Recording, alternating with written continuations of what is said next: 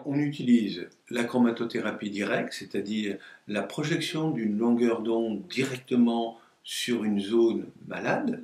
Elle est due essentiellement à une agression du milieu environnant, que ce soit le cas de la brûlure, que ce soit le traumatisme, que ce soit une foulure, une luxation. Donc c'est l'environnement qui est responsable de la pathologie. Dans ces cas-là, on va projeter directement sur la zone un rayonnement qui va provoquer une réponse salutaire de l'organisme et qui va en quelque sorte favoriser la guérison.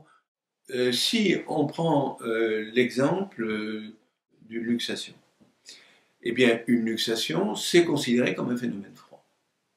Mais quand vous allez voir votre médecin le lendemain, comment est votre cheville? Elle est gonflée, elle est chaude, elle est douloureuse, difficile à la mobilisation. Que fait la chromatothérapie?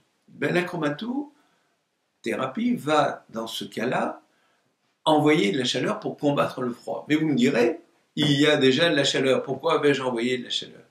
Attention, il ne faut pas confondre la réponse physique et la réponse énergétique. On se trouve en fait devant une pathologie de type froid, et comme il y a trop de froid, l'organisme essaye de se défendre contre cette énergie froide en apportant au niveau du corps une inflammation.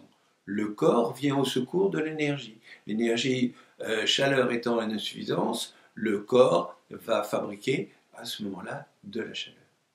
Et en chromato, eh bien, on envoie de l'énergie chaleur sur cette zone.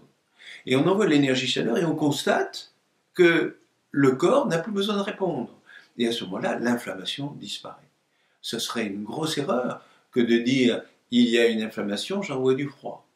Il faut déjà comprendre le mécanisme de la chromato et comprendre qu'il y a un aspect matière, un aspect énergie, et que la matière vient très souvent au secours de l'énergie. Et qu'il ne faut pas combattre une défense, il faut toujours aller dans son sens.